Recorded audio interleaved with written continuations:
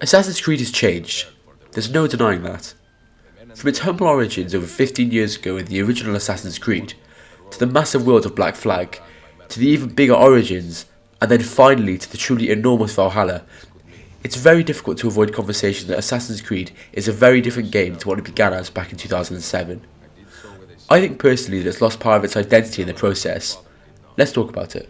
In a letter written the year before my birth, he makes mention of a library hidden beneath the stones of Marcial Castle. A sanctum full of invaluable wisdom.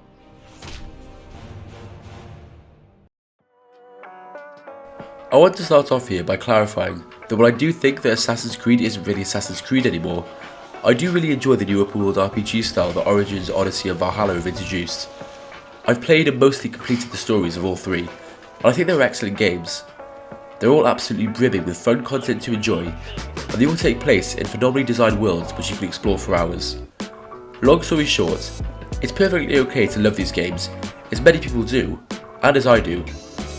I don't buy into the Assassin's Creed is bad now argument that so many original series fans have adopted, and I think there's a middle ground to be held here, which we're seeing hopefully later next year when Assassin's Creed Mirage releases. This is just my opinion on why I don't think these new games have the same feeling and identity as the older style Assassin's Creed games, and not a hate rant. Saying Assassin's Creed is different now isn't the same as saying Assassin's Creed is bad now. To say that these new games are bad is, in my opinion, an empty argument, as these games have many merits of their own, and they appeal much more broadly to newer players. Look at the reviews, or the sales numbers of the new Assassin's Creed trilogy. They're the strongest the series has ever seen. I think that these games are actually broadly better as games in general than the older games, but I think that to call them true Assassin's Creed games is disingenuous, if you've played and completed them. I've played every entry in the series so far, and I think that some of the Assassin's Creed spark that really ignited the fire under the franchise with 2009's Assassin's Creed 2 is missing here. Assassin's Creed started off as a much smaller scale, stealth-based action game. It was generally set in one or several cities, and revolved around stealthily killing your adversaries and avoiding open combat.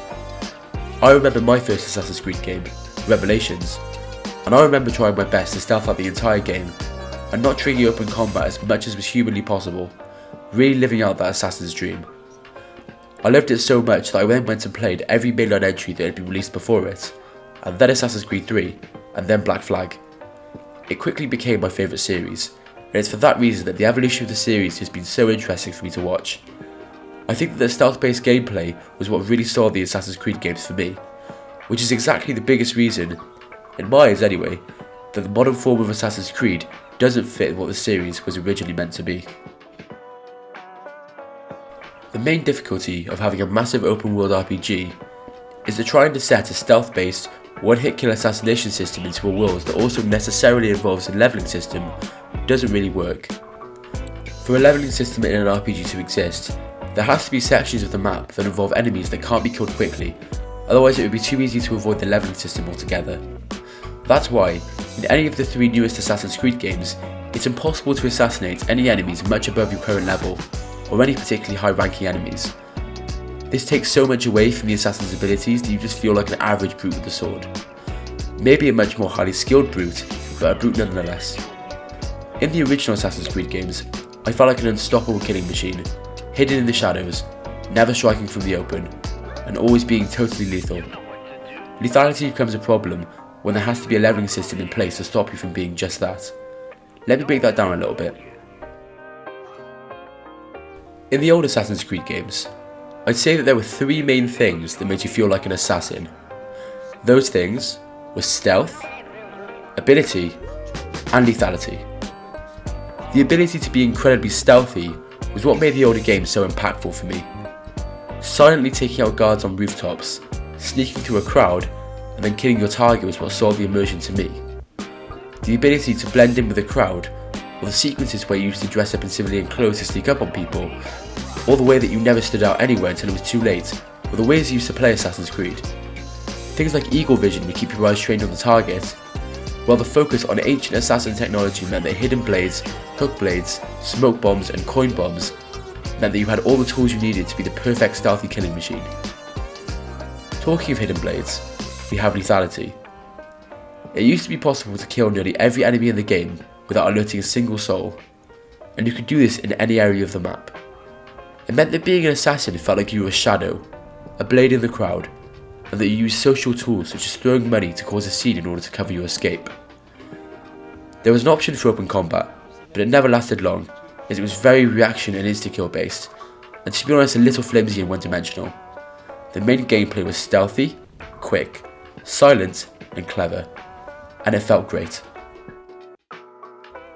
Let's return to the modern Assassin's Creed games. To be fair, I'll break down the main combat in the game into 3 sections, again, like the previous segment, and show you just how different it is. If I had to confine it to 3, I'd say it revolves around strength, abilities, and weaponry. Strength, as the RPG systems and leveling systems mean that a constant power creep is the main basis on how strong you really are. Abilities, as you're awarded many abilities through the skill trees, which are all significant and fun to use. And finally weaponry, as the RPG style of gameplay uses loot as a major incentive to play more and more. If this sounds different to what I described in the last section of this video, that's because it is. Assassin's Creed isn't all about sneaking around anymore, although there is some of that too. It's all about how strong you are.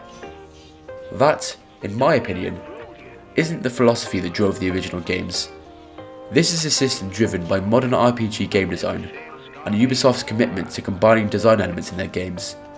Let me explain.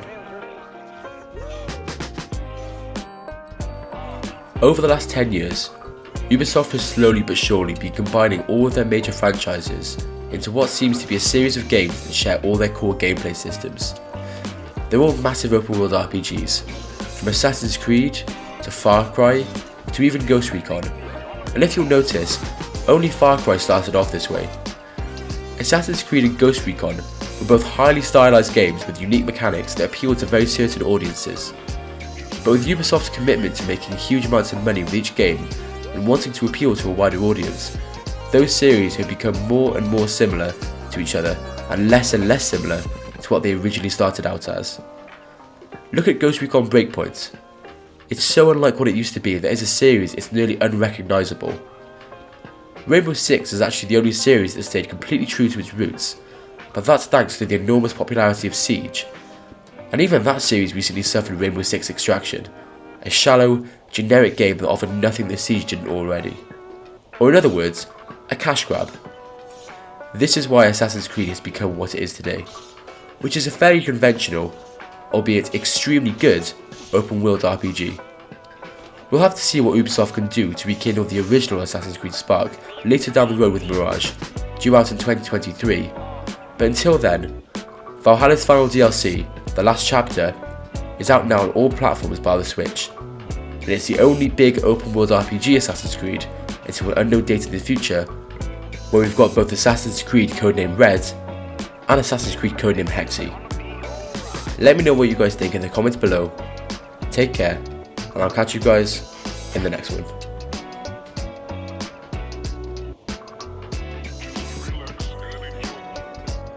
Thank you so much if you got to this point. Thank you so much for watching. I really hope you enjoyed my video. Remember to leave a like if you enjoyed it, and to subscribe if you really enjoyed it. Remember to put that notification bell on so you don't miss an upload. I'll catch you guys in the next one. Take care guys. Peace.